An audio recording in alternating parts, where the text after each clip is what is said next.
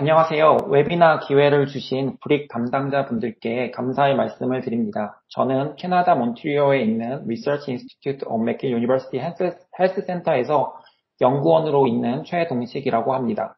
오늘은 프로테옴 분석을 기반으로 실제 엑스트라셀룰러 베시클 단백질을 규명하는 연구에 대해서 발표를 하려고 합니다.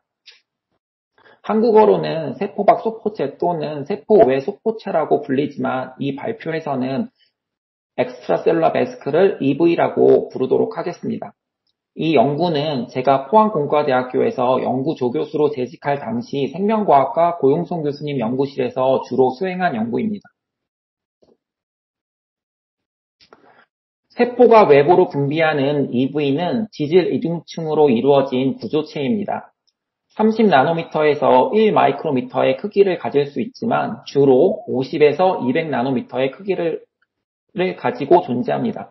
EV는 단백질, 지질, 유전물질 및 대사물질 등으로 구성되어 있습니다. 분비세포가 가지고 있는 거의 모든 것을 가지고 있지만 구성 성분의 비율이 동일하지는 않고 특정 물질이 특이적으로 인리추먼트 되어 있습니다. 왜냐하면 EV가 세포막으로 바로 분비되거나 혹은 세포 내에 엔도조물의 리사이클링을 통해 생성되기 때문에 이와 관련된 물질들이 EV에 소팅되어서 다수 존재합니다. EV는 호르몬이나 그로스팩터와는 다르게 다양한 라이간들을 한꺼번에 가지고 있습니다. 따라서 단일 EV는 다양한 표적세포를 타겟으로 해서 다양한 물질들을 동시에 활성화시킬 수 있습니다. 또한 EV는 멤브레인 리셉터, mRNA 또는 마이크로 RNA 등을 표적세포로 전달해서 신호를 증폭시키거나 활성 물질을 전달할 수가 있습니다. 따라서 기존의 세포 간 신호 전달 방식보다 복합적으로 표적세포에 영향을 줄 수 있습니다. 이론적으로 EV는 세포 내 엔도좀을 통해 리사이클되어 분비되는 엑소좀과 세포막에서 바로 쉐딩돼서 분비되는 액토좀 또는 마이크로 베시클로 나눌 수 있습니다. 하지만 실제 기능에 영향을 주는 크기 및 구성 성분으로 분류를 하게 되면은 그 복잡성은 매우 크다고 할 수 있습니다. EV의 구성 성분은 생성 기전에 영향을 받습니다.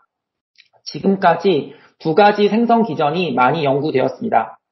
액토좀은 세포 막에서 바로 쉐딩되어서 분리됩니다. 이때 액틴 사이토스켈레톤을 조절하는 프로테이즈와 블레빙 프로세스에 관여하는 마이오신과 같은 단백질들 그리고 ADP 라이보실레이션 팩터 등이 관여한다고 알려져 있습니다. 당연히 이 단백질들은 EV의 구성 성분입니다. 엑소좀은 좀 더 복잡하게 생성이 됩니다. 기본적으로 세포 내부에 엔도사이틱 리사이클링을 통해 멀티베지클라 바디라는 내부 소포체를 가지고 있는 소포체가 생성이 되고 이 기관이 세포막과 결합을 해서 내부에 있는 소포체가 세포박 외부로 분비되게 됩니다.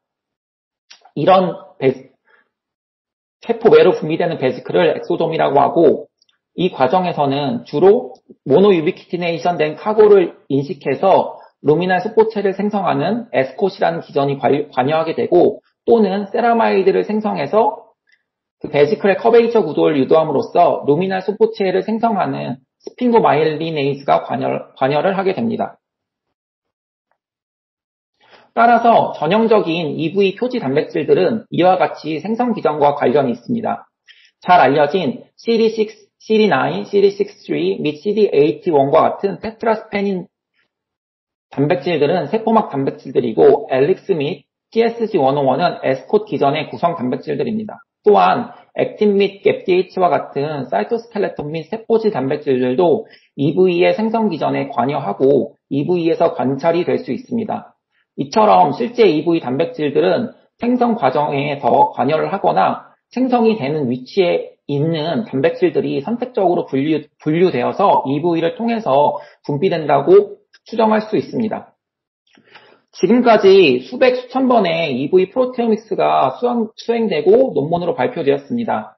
이러한 프로테옴 데이터들이 현재 포스텍 고용성 교수님 그룹이 구축한 EVpedia 또는 마티마난 그룹에서 구축한 엑소카르타 및 베지클페디아에 잘 정리가 되어 있습니다. 그 결과를 보면은 인간 단백질체에서 확인된 거의 모든 단백질들이 EV 프로테옴에서 확인된 것을 알 수가 있습니다. 하지만 EV의 생성 과정이나 구조적인 측면에서 보았을 때 이 모든 단백질들이 다 들어갈 수는 없습니다. 따라서 현재 프로티움 결과는 분리 과정에서 오염으로 인해 실제 EV 단백질들이 아닌 단백질들이 프로티움 분석에서 같이 확인이 되어서 쓸 가능성이 크다고 생각할 수가 있습니다. 먼저 저는 이비페디아에 있는 148개의 하이스루프 EV 프로티움에서 확인된 단백질들의 셀룰라 로컬라이제이션을 확인해 보았습니다. A의 바그래프를 보면 주로 뉴클레어스, 플라즈마 멤브레인 및 사이토조이 주된 EV 단백질들의 세포 내 위치임을 확인할 수 있습니다. 이것 위에에도 시크리션 되는 단백질이나 사이토스켈레톤 단백질들도 EV 단백질들로 분비됨을 확인할 수 있습니다. 또한 마이토콘드리아나 골지, ER과 같은 세포 내 소기관 유래 단백질들도 역시 EV 프로테옴에서 확인되었습니다. 이처럼 그 빈도의 차이는 있으나 거의 모든 세포 내 기관에서 분비되는 단백질들이 EV 프로테옴에서 확인되었음을 알 수가 있습니다. 이 셀룰라 컴포넌트에 속한 단백질들이 얼마나 빈도 높게 148개의 프로테옴 분석 연구에서 확인되었는지를 알아보기 위해서 아이덴티피케이션 카운트의 분포를 확인해 보았습니다. 아이덴티피케이션 카운트는 각각의 EV 단백질이 148개의 프로테옴 분석들에서 얼마나 많이 확인됐는지에 대한 숫자로서 만약 특정 단백질이 모든 프로테옴 분석에서 확인이 되었다면 148의 값을 가지게 됩니다. B를 보면은 전체 EV 프로테옴 분석에서 확인된 단백질들의 평균 아이덴티피케이션 카운트는 19 정도를 가짐을 알 수가 있습니다. 앞서 언급한 EV 생성에 관련된 셀룰라 컴포넌트인 플라즈마 멤브레인, 사이토스켈레톤, 사이토졸 및 엑스트라셀룰라 리전 유래 단백질들은 평균적인 아이덴티피케이션 카운트보다 높은 분포를 보임을 알 수가 있습니다. 하지만 EV 생성의 관련성이 잘 알려지지 않은 셀룰라 컴포넌트인 뉴클레어스, 골지, ER 및 마이토콘드리아의 경우에는 평균보다 낮은 아이덴티피케이션 카운트의 분포를 가짐을 알 수 있습니다. 이는 생성에 관련성이 있는 단백질들이 실제 EV 단백질의 가능성이 높고 다양한 프로테옴 분석에서 자주 확인되는 단백질들이고 다른 세포 내 소기관 유래 단백질들은 분비 방법들의 차이로 인해서 생기는 오염물질의 가능성이 높음을 의심할 수 있습니다.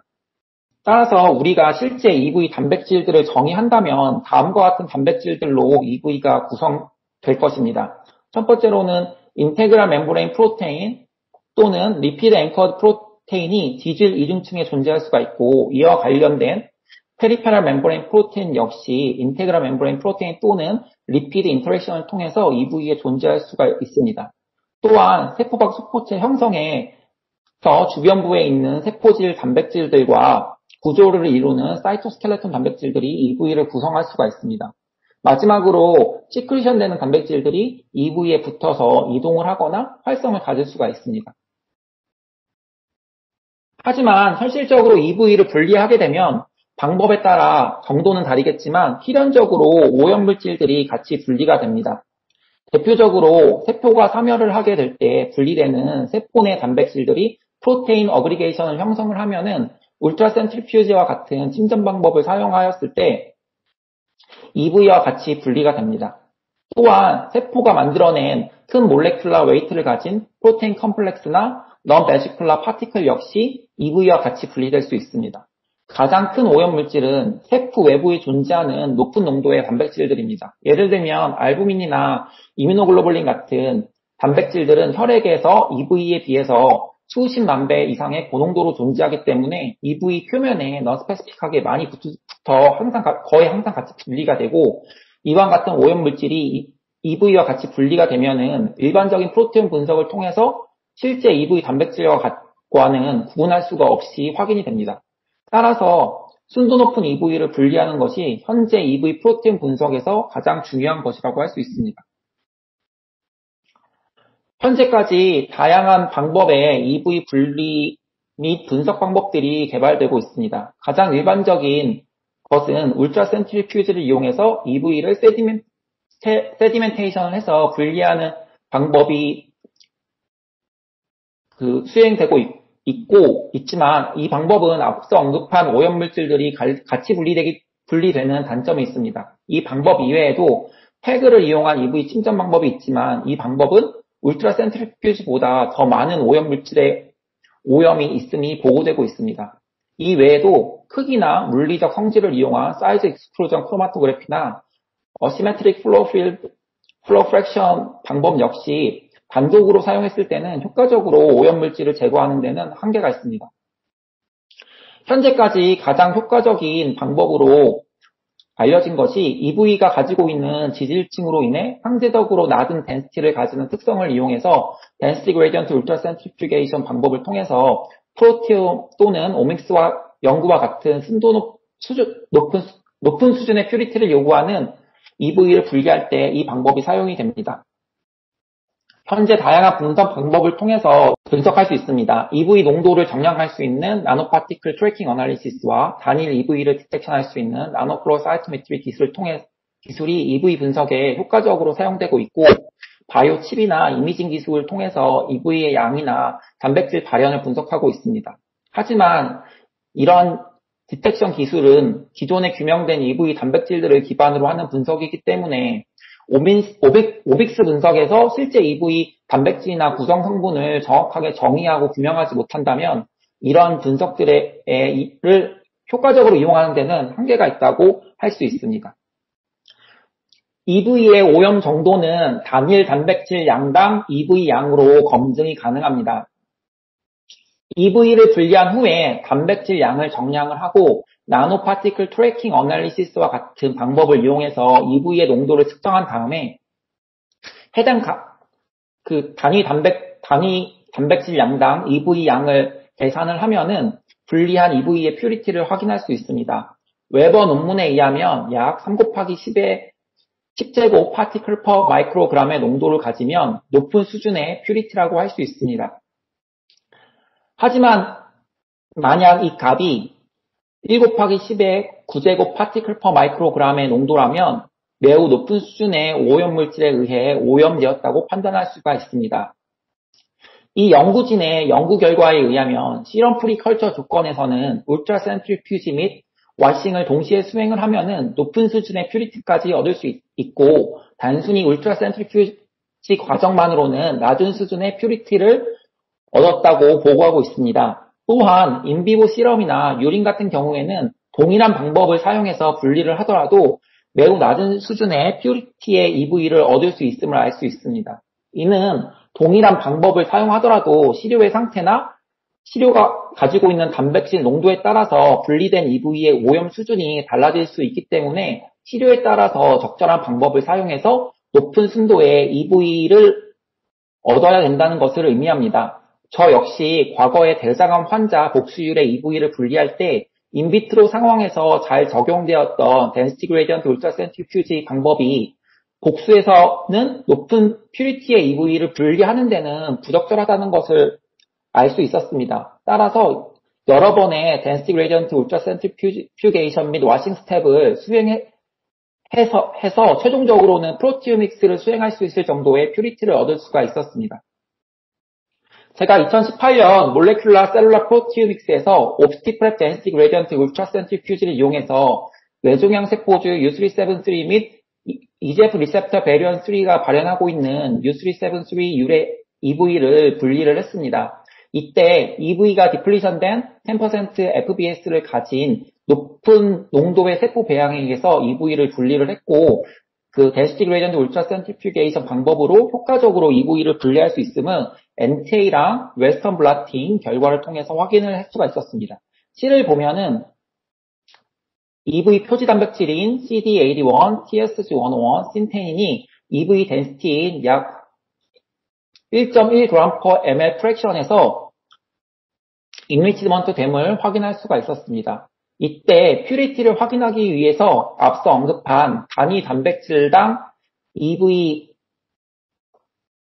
양을 확인을 해보니까 앞서 언급한 하이 퓨리티의 기준인 3 곱하기 10의 10 제곱 파티클 퍼 마이크로그램을 두 세포주 유래 EV에서 모두 이제 얻을 수가 있었음을 확인할 수 있었습니다. 이 결과 프로티움 분석에서 약 1000개여 개의 단백질을 확인할 수가 있었고, 알부민 및 이뮤노글로불린과 같은 실험 프로테인들도 확인은 됐으나 그 양이 상대적으로 매우 적음을 확인했습니다. 이처럼 density gradient ultracentrifuge 방법은 현재 오믹스 분석에서 높은 퓨리티 AV를 얻는 가장 확실한 방법으로 사용되고 있습니다. 저는 이 연구에서 대장암 세포주 SW480의 EV를 모델 시스템으로 사용을 했습니다. 일단 최대한 오염을 줄이기 위해서 세포를 시럼프리 환경에서 24시간 컬처를 했고 이때 세포의 바이어빌리티는 98% 이상이었습니다. 약 1리터의 세포 배양액을 100kDA 필터를 이용해서 농축을 했고 스크로즈 쿠션 울트라센트리퓨지 및 옵티프랩 덴시티 그레디언트 울트라센트리퓨지 방법을 통해서 최종적으로는 순도 높은 EV를 분리를 했습니다.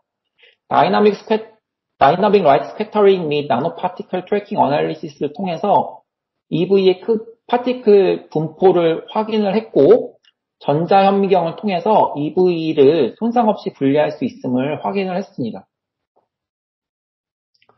비록 이처럼 순도 높은 EV를 제가 분리를 했음에도 불구하고 프로테온 분석을 해보면은 일부 오염물질로 추정되는 단백질들이 같이 확인되는 결과를 2013년 저널 오브 엑스트라셀룰러 베스클에 보고를 했고 이런 결과를 알고 있었습니다. 그래서 이러한 단백질 중에 오염 단백질을 구별할 수 있는 방법을 저희가 고안을 하게 됐고 그 방법으로 생각한 것이 프로티에이즈를 사용하는 것이었습니다. EV는 지질 이중층을 가지고 있기 때문에 프로티에이즈를 사용하면 세포와 유사하게 외부 단백질만을 쉐이빙을 할 수가 있습니다. 이러한 점을 착안을 해서 처음에는 프로테이네이즈 K를 사용해서 실험을 진행을 했으나 이 경우에는 SW480 EV에서의 안정성에 영향을 주어 EV 내 내부 단백질들 역시 잘려지거나 손상을 받는 결과를 확인을 했습니다. 그래서 저희는 프로테이네이즈 K 대신에 트립신을 사용해서 EV 외부 단백질들을 쉐이빙하는 방법을 적용해서 프로테온 분석을 수행을 했습니다. 트립신을 사용해서 쉐이빙을 하게 되면은 EV가 아닌 오염물질들은 잘리고 EV 외부에 붙은 단백질들과 인테그랄 멤브레인 프로테인의 엑스트라셀룰러 도메인이 잘림을 예상할 수 있습니다. 그렇지만 EV 내부에 있는 단백질들이나 인테그랄 멤브레인 프로테인의 사이토플라스믹 도메인의 경우에는 이 경우에 프로테이즈에 의해서 잘리지가 않고 프로테온 분석에서 확인할 수가 있습니다.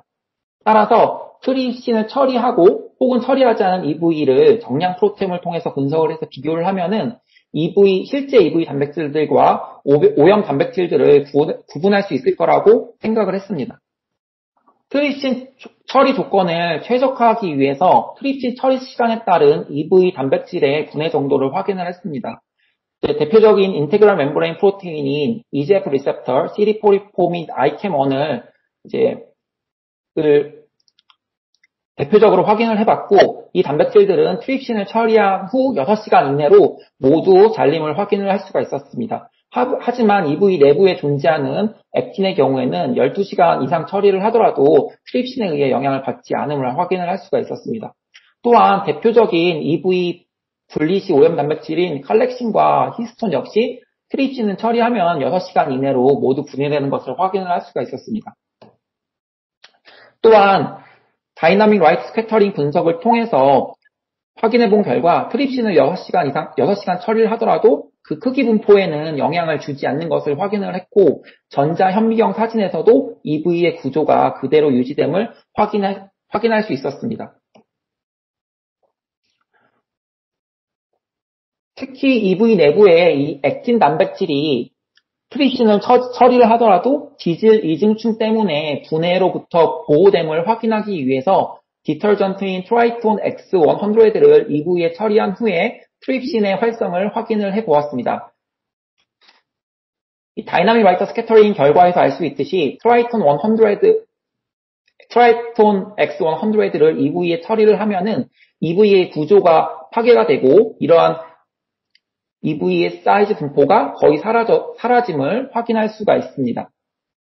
이처럼 이때 이렇게 트라이톤을 처리를 해서 리피드 바이레이어 구조를 파괴시켜준 다음에 트립신을 처리를 하면은 지질 이중층에 의해서 보호를 받던 액틴 및 튜블린이 트립신에 의해서 분해됨을 확인할 수가 있었습니다. 이처럼 트립신을 분리한 EV에 처리를 하면은 EV의 외부 단백질들은 분해를 할 수 있지만 내부 단백질들은 지질 이중층에 의해서 보호를 받기 때문에 트립신에 의해서 영향을 거의 받지 않음을 알 수가 있습니다. 이처럼 트립신을 처리하지 않은 EV의 단백질들을 정량 프로테온 분석을 수행을 했고 단백질의 양을 스펙트럴 카운팅 기반의 레이블 프리 퀀티테이션을 통해서 정량을 수행을 했습니다. 그 결과 확인된 단백질들을 트립신 센시티브 베지큘러 프로테인과 트립신 레지스턴스 베지큘러 프로테인으로 구분 지을 수가 있었습니다. 트립신 센시티브 베지큘러 프로테인은 트립신 네거티브 EV에서만 확인이 되거나 혹은 1.5배 이상 단백질 양이 많은 단백질들이고 트립신 레지스턴스 베지큘러 프로테인은 트립신 포지티브 EV에서만 확인이 되거나 혹은 단백질들이 1.5배 이상 많이 발현하고 있는 단백질들입니다.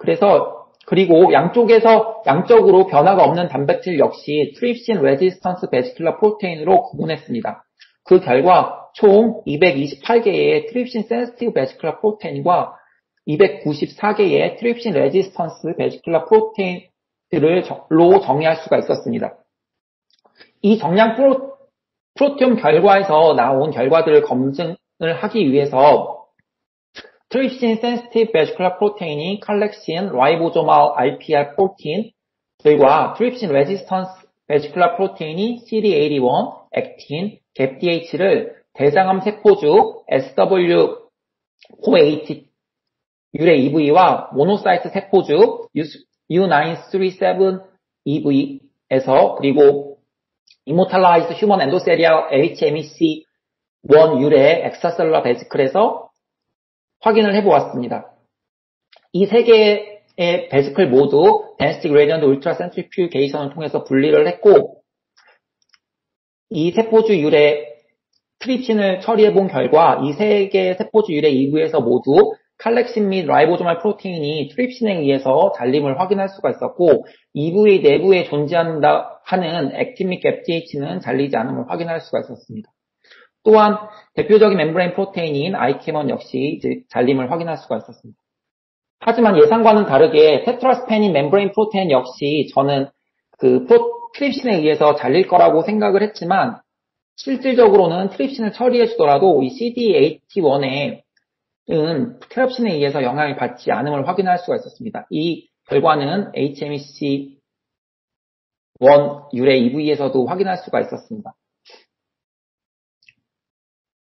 프로테옴 분석에서는 결과에서는 CD81뿐만 아니라 다른 테트라스페닌 웹 단백질들인 CD9, CD63, CD82 및 에피캠 역시 트립신 레지스턴스 베지큘러 프로테인으로 분류가 되었고 웨스턴 블라팅 결과에서도 트립신에 의해서 영향을 받지 않음을 확인할 수가 있었습니다.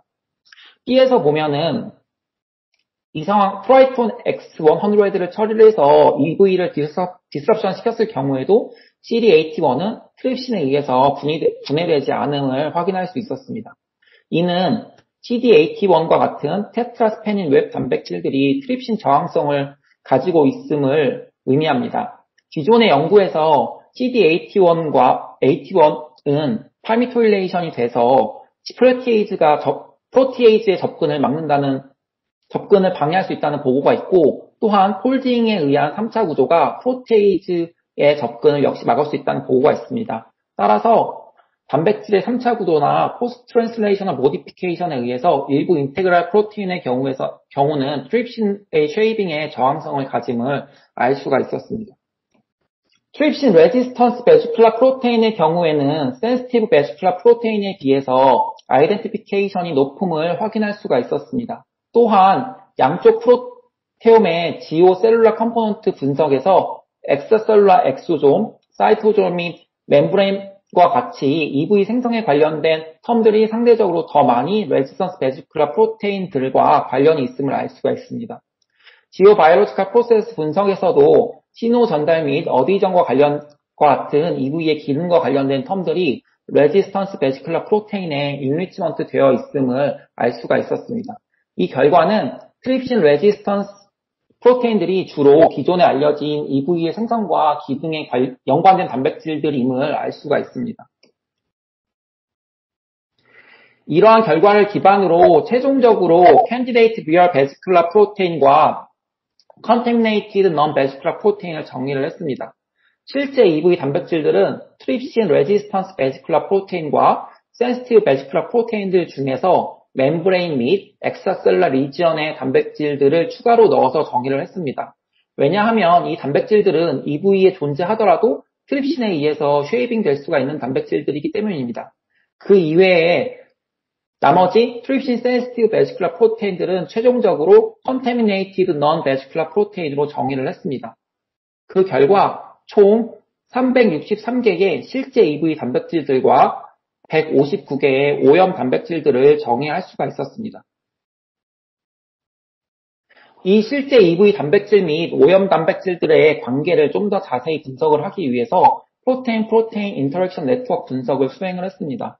2002년 저널 오브 프로티움 리서치 논문에서 EV 단백질들 사이에 프로테인 인터랙션에 의해서 밀접하게 연관되어 있음을 규명을 했습니다. 랜덤하게 인터랙션을 생성되는 경우에는 약 400개의 프로테인 인터랙션이 랜더마이즈 프로테인 리스트를 통해서 형성될 수 있음을 알 수가 있는데 실제 EV 단백질들 사이에서는 약 1400개 이상의 프로테인 인터랙션이 있음을 확인을 했습니다. 이는 EV 단백질들의 선택적인 소팅이 프로테인 인터랙션에 의해서 코소팅이 됨을 의미를 합니다. 2020년 제가 공저자로 참여한 네이처 페이퍼에서는 Unbiased Hybrid Network 구축을 한 결과 엑스트라셀러 베스클 단백질들 사이에 펑셔널하게 혹은 피지컬하게 클러스터링이 되어 있음을 확인할 수가 있었습니다. 그리고 에스콧 구성 단백질인 신테닌을 크리스퍼 낙아웃을 했을 때 이 단백질들의 신테닌의 프로테인 인터랙션 파트너들이 같이 소팅 아웃됨을 프로테인 분석을 통해서 확인을 했습니다. 이는 EV 단백질들 사이에 프로테인 인터랙션이 실제 EV를 정의할 수 있는 정보를 제공해 줄 수 있음을 알 수가 있습니다. 363개의 Candidate Real Vesicular Protein 사이를 바이오그리드 데이터베이스를 기반으로 프로테인 인터랙션 네트워크를 구축한 결과 사이토스켈레톤, 사이토졸 단백질들이 주로 인트라베시큘러 프로테인으로 확인이 되었습니다. 이에 비해 매우 적은 수의 뉴클리어스 및 ER 골지 프로테인이 이 인트라베시큘러 프로티옴으로 확인이 되었습니다. 특히 확인된 ER 및 골지 단백질들은 주로 세포 내 베시클의 트래핑에 관련하는 렉 프로테인 및 R2 단백질들이었습니다. 인상적으로 사이토졸 단백질들 사이에서는 매우 높은 프로테인 인터랙션을 보이고 있는데 이는 사이토졸 단백질들이 소팅에는 프로테인 인터랙션을 기반으로 하는 코소팅 기전이 매우 주요하게 작용함을 알 수가 있습니다. 이에 비해 멤브레인 프로테인의 경우에는 상호 간의 프로테인 인터랙션이 테트라스페닌 웹 단백질 외를 제외하고는 매우 적은 것을 알 수가 있습니다. 이는 멤브레인 프로테인의 EV 소팅에는 리피드와 같은 인터랙션을 통해서 이동하는 기전이 주로 작용함을 유추해 볼 수 있습니다. 153개의 Contaminated Non-Vesicular Protein 사이에 프로테인 인터랙션 네트워크를 구축한 결과 사이토졸, 사이토스켈레톤, 뉴클레어스, 마이토콘드리아, ER 골지와 같은 단백질들이 주로 주된 오염 단백질들로 확인이 되었습니다. 특히 프로테오믹스에서 확인된 EV 단백질 중 주로 뉴클리어스, 마이토콘드리아, ER 골지에 존재하는 단백질들은 대부분 Contaminated Non-Vesicular Protein으로 분류가 되었습니다. 이는 이러한 세포 내 소기관에서 주로 존재하는 단백질들은 EV 내부로 잘 소팅되지 않고 오염 단백질의 가능성이 높음을 알 수가 있습니다. 특히 Contaminated Non-Vesicular Protein으로 분류된 사이토졸 단백질 사이에서는 앞서 언급된 실제 EV 단백질들에 비해 상호 간의 프로테인 인터랙션이 상대적으로 매우 적었으며 일부 프로테인 컴플렉스에서만 이러한 프로테인 인터랙션이 높음을 알 수가 있습니다. 특히 라이보조말 프로테인 컴플렉스 및 T 플렉스 프로테인 같은 경우에서는 이 연구에서 이제 오염물질로 분류가 되었습니다. 이 결과는 2019년 제퍼슨 셀 페이퍼에서 규명한 라이보소말 프로테인은 엑소돔 단백질이 아니다라는 결과와 일치한다고 볼 수 있습니다. 이 연구에서는 단백질 분해 효소 트립신 처리와 EV 정량 프로테인 분석을 통해서 실제 EV 단백질을 규명할 수 있는 방법을 제안했습니다. 그 결과 EV 프로테옴에서 확인된 단백질들 중에 멤브레인, 사이토졸, 사이토스켈레톤 관련 단백질들은 실제 EV 단백질들로 주로 확인이 되었고, 뉴클리어스나 마이토콘드리아, ER 및 골지와 같은 다른 세포 내 소기관 유래 단백질들은 주로 오염 단백질들일 경우가 높음을 알 수가 있었습니다.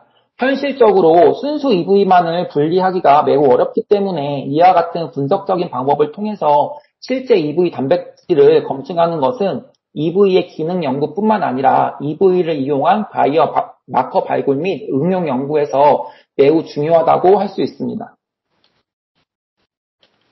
이 연구는 포스텍 생명과학과 고용성 교수님 연구실에서 주로 수행을 했습니다. 연구를 하는 동안 다양한 아이디어와 지원을 해주신 고용성 교수님께 감사의 말씀을 드리고 싶습니다. 또한 공동 제1저자로서 여러 아이디어를 같이 공유하고 제가 캐나다에 있는 관계로 논문을 마무리 짓는데 어려움이 많았었는데 한국 연구실에서 논문을 마무리 짓고 리비전 과정 중에 많은 실험을 주로 수행을 한 고경은 박사에게 감사의 말을 전하고 싶습니다. 또 논문 작성에 많은 도움을 준 세다스나이 메디컬 센터의 닥터 리비지오 박사님과 통계 분석에 도움을 준 현재 토론토 대학에서 연구 중인 김대겸 박사, 그리고 프로테인 분석에 도움을 준 포항기초과학지원연구소의 박선미 선생님께 감사의 말씀을 전하고 싶습니다. 마지막으로 현재 지금 맥길에서 연구를 계속할 수 있게 지원을 아끼지 않아 주시고 있는 야누스 박사님께 감사의 말을 전하고 싶습니다. 지금까지 발표를 들어주셔서 감사합니다.